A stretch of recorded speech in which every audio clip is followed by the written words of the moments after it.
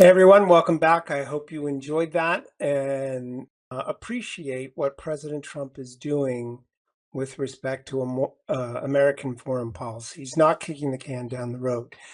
Is a sober view of China and the world, and history, I think, is going to look very kindly on him because he didn't pull a Neville Chamberlain and say, "Don't worry, be happy."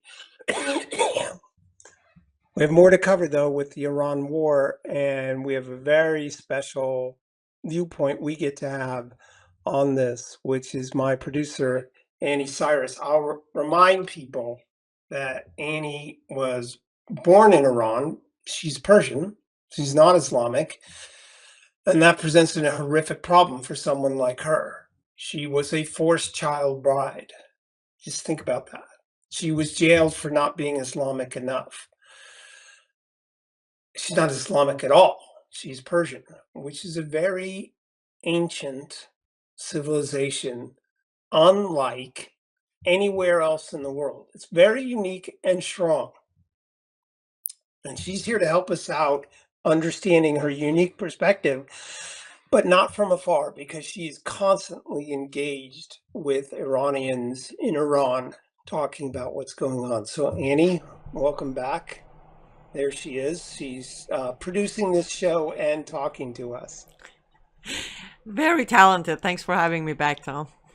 I agree, you are. All right. I remember you saying, I think it was off air, maybe not,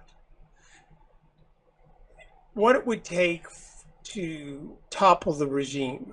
And one of the things that you said to me was, and I've repeated it ever since, was that you had to take out the Iranian Guard. And you described how that needed to be done. So maybe you could talk more about that, why it's important, and what they've been doing so far. Sure, but before I do that, Tom, can I take a minute to double down on your opening statement? Because I've been Sure. getting this, like, I have been nonstop asked, what about the unconstitutional act by Trump? What about, okay, everything you said is absolutely correct, but I'm going to give our audience a different point of view as well. Since 2020, Islamic Republic of Iran's head, which is Khamenei, that we just took out, put out an official bounty on President Trump's head.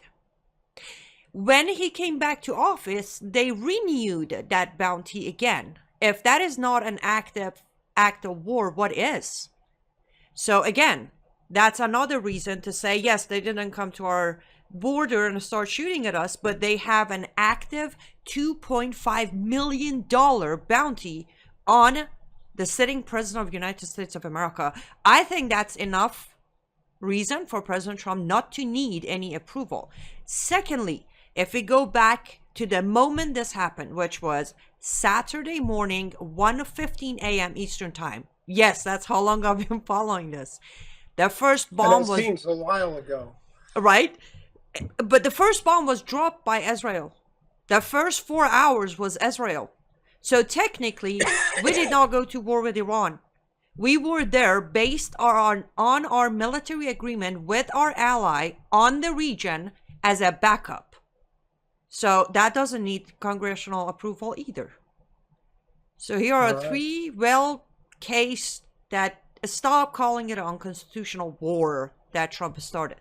Now, to answer your question, yes, I have always said the best way to end this regime is to take out IRGC, or Islamic Revolutionary Guard Corps. Why? Because they are the main funder and trainer of proxies such as Hamas, Hezbollah, Houthis, and the rest of them. Now, in just a short time, in Okay, but slow down real quick. You explain, if you would. You had this quote supreme leader. I hate using that phrase. Mhm. Where is the Guard? A comparable way. How do you describe where the Guard is compared to his power? Is it a military force? What is it? It's literally exactly what it's called, Islamic Revolutionary Guard. They are a guard to protect all Islamic revolutions under direct orders of the Supreme Leader. So they report to no one except Supreme Leader. They take their And he's orders. gone. So He who are is they gone. taking orders from now? they have been put in place themselves. Iran is now under military control. IRGC is the head of the country now. They don't need to take orders from anyone anymore. They are the boss. Okay, and where are they, quote unquote, located? Iran's twice the size of Texas. It's very mountainous, so it's not like it's completely urbanized country by any stretch. So where is the IRC? Where does it reside? So the headquarters of IRGC was located in Tehran, and I say was because it was taken out day 2 of the war. On second day, the headquarters was taken out. However, they have over 1,200 branches inside Iran, inside Iraq, Lebanon, Gaza, and, believe it or not, 3 European countries. And that's why now we hear from European leaders that we need to protect our assets. They're worried about IRGC starting a war inside their countries because they allowed them to come in. Listen, as of right now, UK still refuses to add IRGC to terrorist list. Okay, so 1,200. What does that mean? How are they armed? How many? 1,200 locations, but how many guard members are there? Estimate as of 23 by Israel has put the number somewhere over 250,000 of them. That's a full military. It is a full military. Yeah, that's why they have to be taken out. And how do you say that they need to go about that, and what are they doing?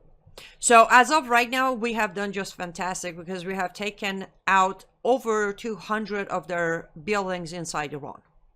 And all of them were from headquarters down. So we didn't take their local building out. We took out most of their buildings where they have their heads, generals, and equipment.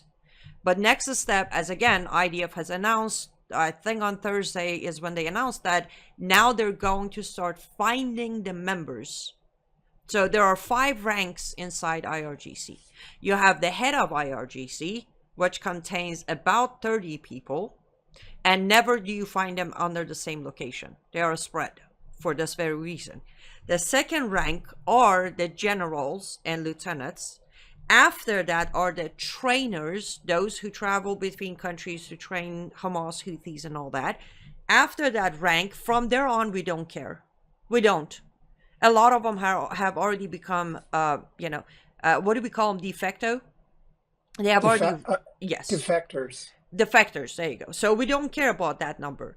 We, America and Israel, have taken out 28 out of the 30 heads of IRGC already. So we have 2 left.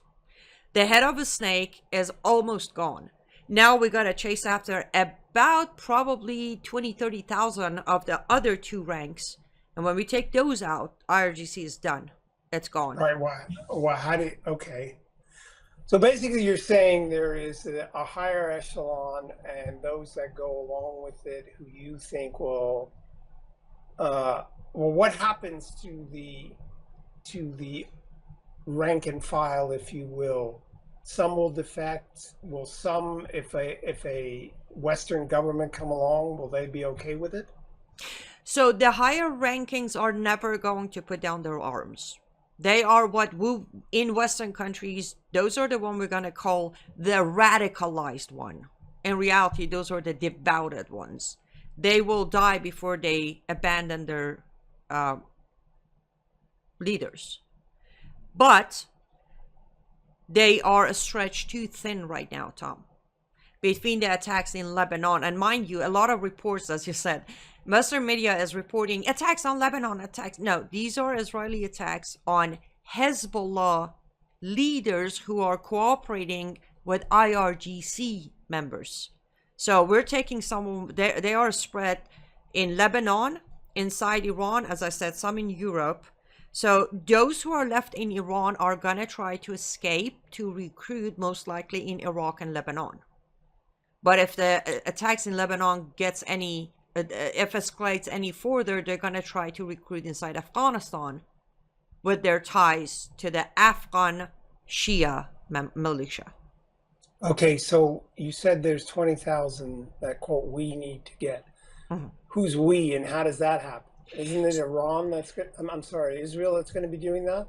So from what I have tracked so far, the intelligence has been fairly equal between US and Israel. So I don't know exactly if it was our role to track them or Israel. But But how do when it, you, what do you do? Just is bombing them gonna for a considerable period of time? Is that going to be successful? I don't think it's going to be the bombing. I think this is where we're hearing what a lot of people are panicking over. This is where we're hearing of possible boots on the ground.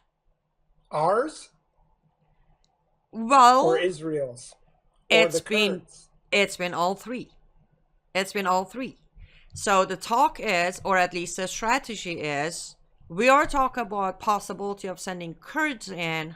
I don't think we're going to do that, Tom. I think that's another nicely play role where we're going to distract IRGC to try to focus on Kurds while we send in either IDF or American soldiers or both. But and again, Kurds don't have what it takes to do this. That's why I'm not buying the narrative. Okay, so what do you think the odds are that they collapse the Iranian guards?